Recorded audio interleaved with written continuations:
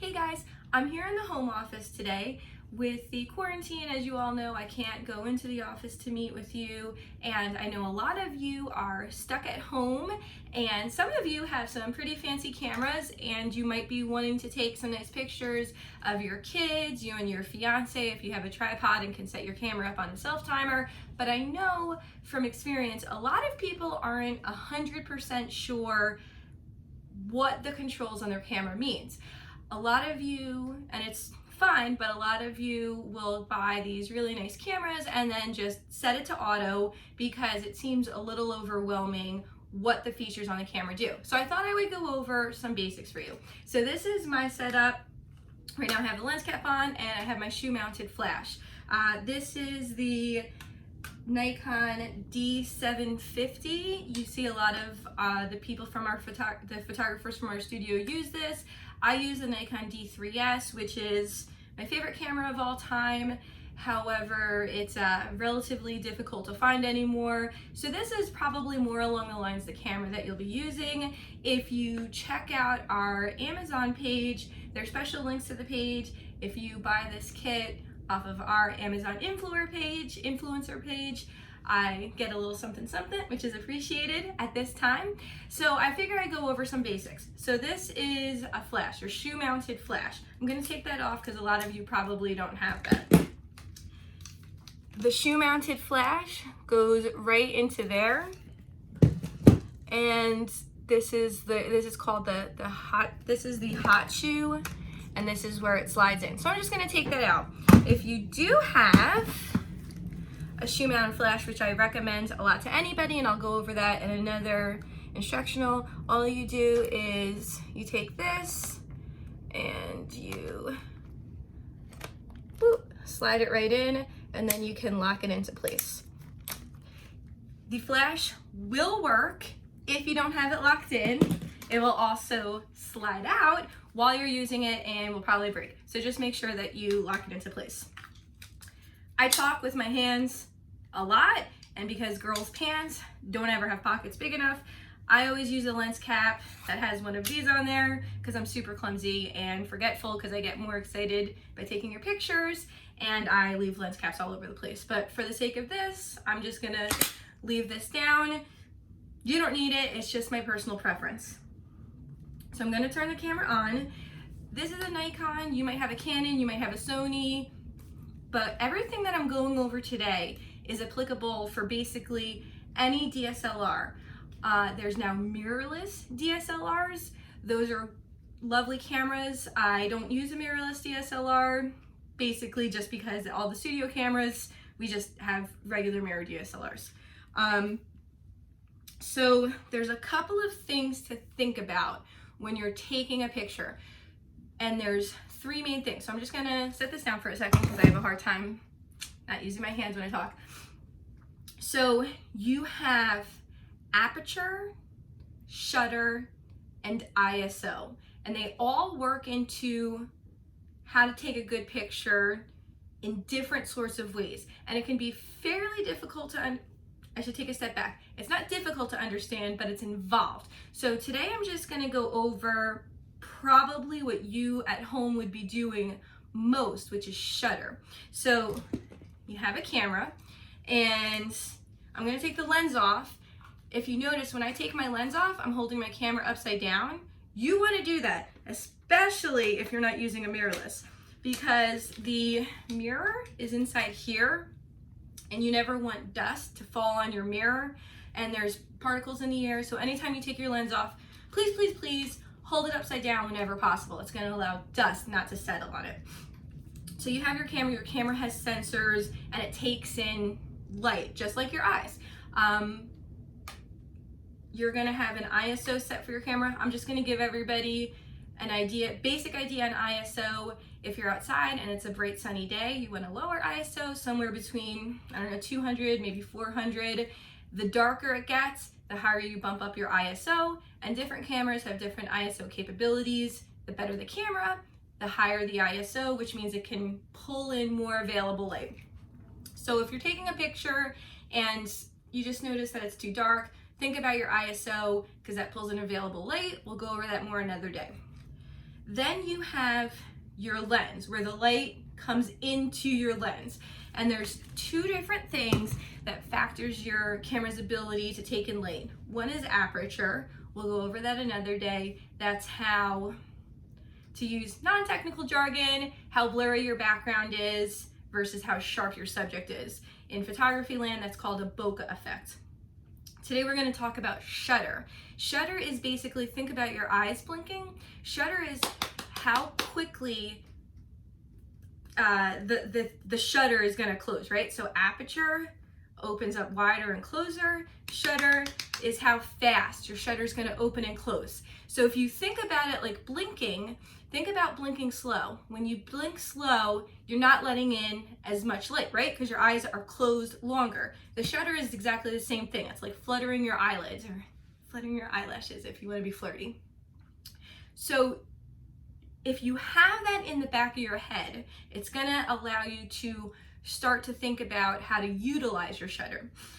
If you have a very, very bright day, obviously you don't want to just walk around with your eyeballs open because it's going to hurt. It's going to let in too much light. It's the same thing with your camera. You want to have a faster shutter speed. So on your camera, you're going to see 200, 320, 60. These are all different shutter speeds. So if you use a Nikon, I have mine set on S for shutter preferred. S stands for shutter preferred. Canon's going to be similar. Sony's going to be similar. So right now we have the camera set on shutter preferred because we're going to manipulate the shutter. And if you see here, I'm scrolling my wheel and it's changing that number. So that's a low shutter and it's getting higher and higher. The bigger the number, so for example, if it says 200, that stands for 1/200th of a second, which is fast. It's fast, right? If it says 50, it's 1/50th of a second. So that's slower. So the smaller the number, the longer your shutter stays open. The bigger the number, the faster your shutter is. So on a very, very bright day, you want to have a faster shutter, right? Because you don't want to just walk around like this. You don't want to overexpose your picture. You don't want it to be too bright, right? So think about that.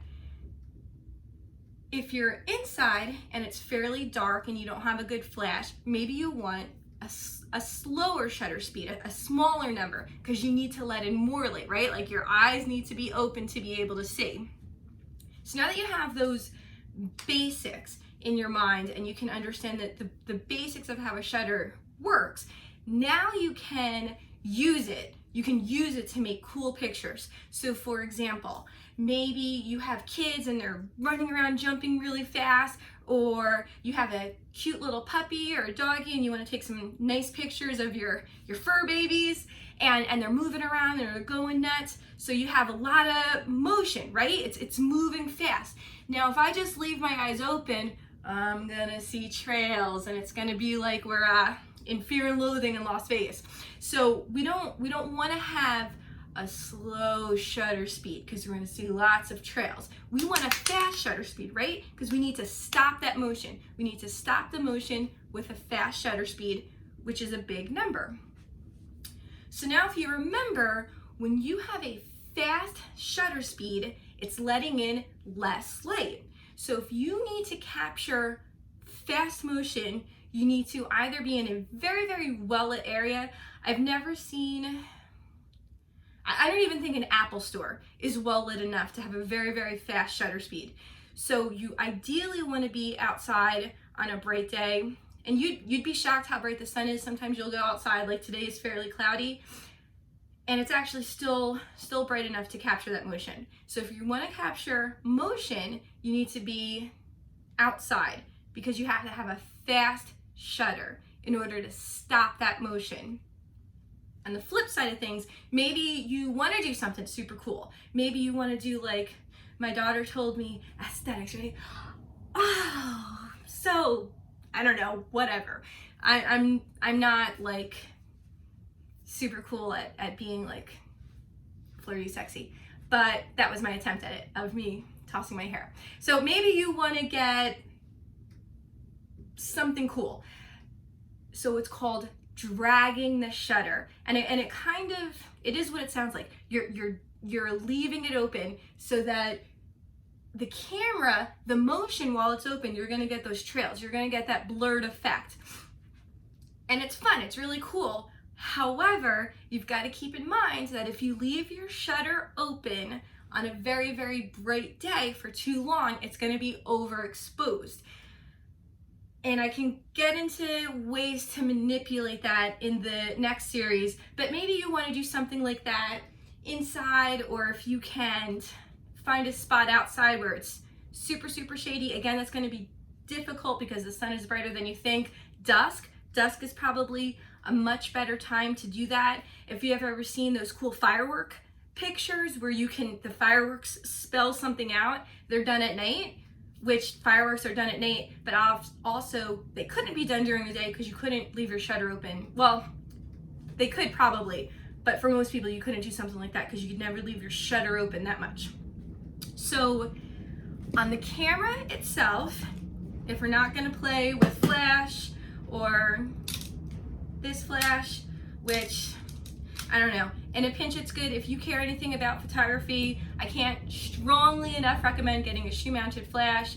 You can get cheap ones, you can get good ones. The prices of shoe mounted flashes have come down tremendously, and there's on my Amazon influencers page, there's links to stuff that I recommend. So not thinking about supplemental lighting, thinking about the camera itself, we have the ISO, the camera's ability to pull in ambient lighting, the lighting that exists. Then we have the aperture, how wide or open your eyeball is. And then we have shutter, how fast it opens and closes. And just to recap, we have our camera set on shutter preferred. I was playing with the scroll wheels, changing it quite a bit.